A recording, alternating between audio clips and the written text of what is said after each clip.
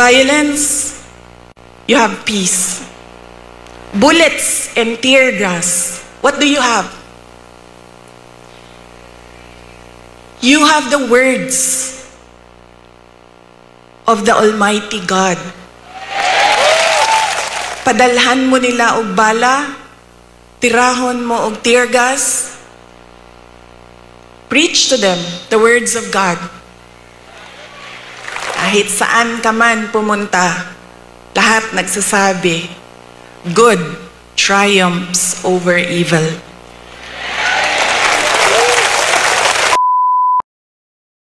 Tandaan ninyo, hindi kayo kawawa.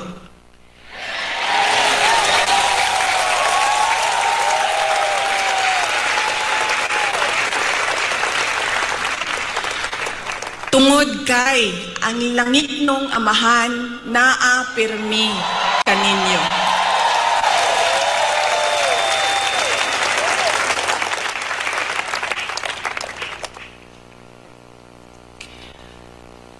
Noong isang araw, kausap ko yung SMNI president. Sabi ko sa kanya, "Sir, bigyan mo ako ng update sa mga tao." Sabi niya sa akin, 3,000 ka pulis, 4,000 ka pulis, 5,000 ka pulis, ilang gipadala dinhi sa Kingdom Nation. Nalisang na ang mga tao. Nangahadlok na sila.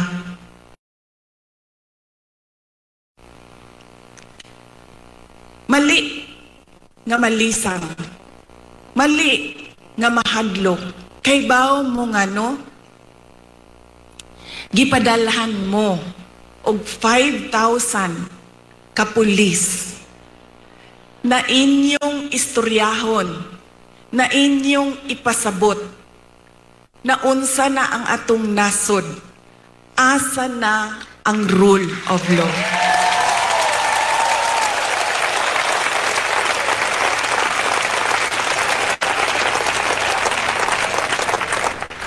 Gipadala sila dinhi para hadlokon mo.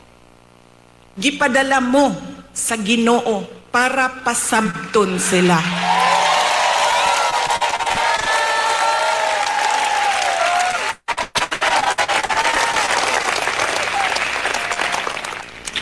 If they come from us, the Kingdom Nation is the expert on peace. Kay baw mo anak. Dabaweños are peace-loving Filipinos. And in fact, dili lang Dabaweños, because the Kingdom Nation citizens can be found all over the country and around the world.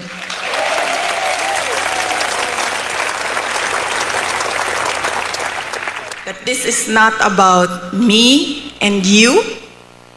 This is about the abuse of power and the assault on the freedom of religion. Violence, you have peace. Bullets and tear gas, what do you have? You have the words of the Almighty God.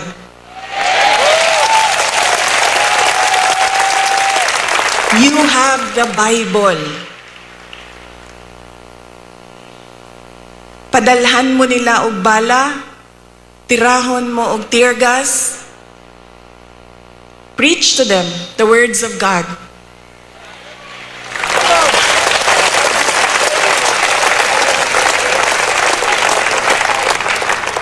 Pangtulo, if they come from the evils of Satan, what do you have? You have the goodness of the Lord.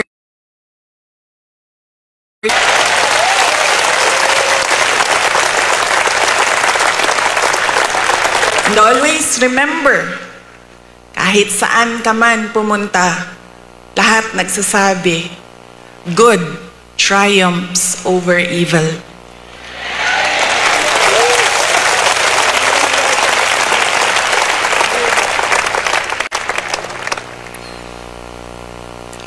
Ang ako ang lola sa mother side, maternal grandmother nako, buhi pa siya karon, kaluoy sa Ginoo. She's blessed with a very long life. She's in her 90s.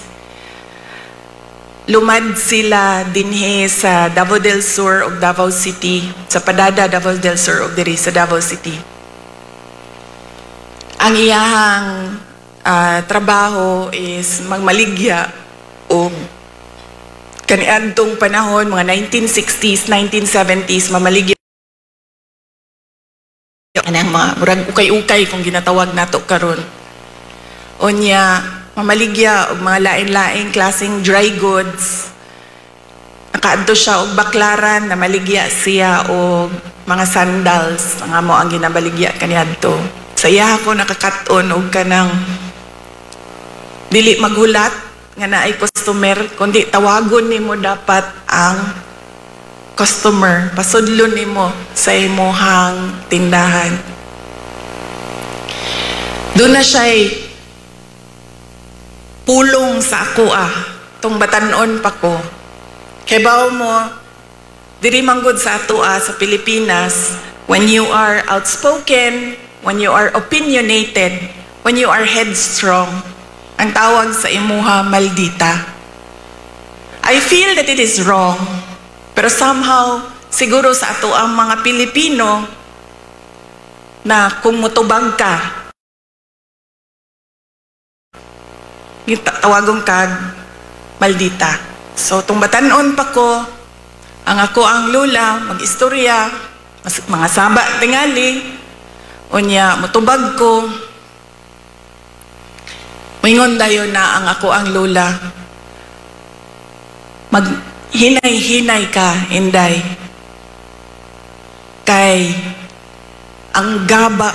Motong kaganina, I know. Dili gyud ko makasulti when our preacher said, love your enemy. Aga-ana lang gyud ko.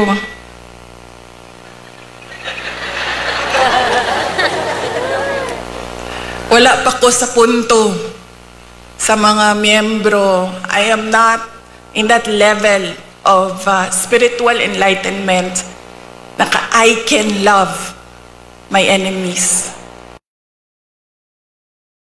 Bel. O to kaganina nag-ana.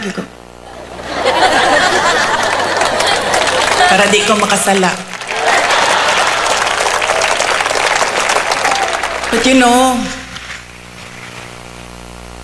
para sa ako dili man ako sila mamahal. I cannot bring myself to love them. Pero ang akong verse, pulong para kanila mao ang gaba sa Ginoo, di yun magsaba.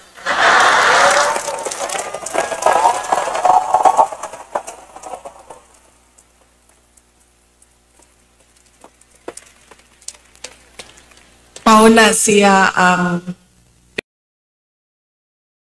pilapuring. And God will take care of you all the more because kamo, you can love your enemies. You can forgive. So you will gain victory.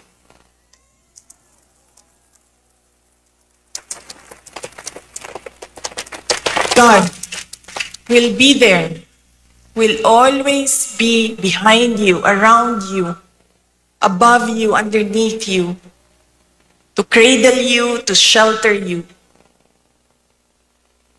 Because you know His power over all of us.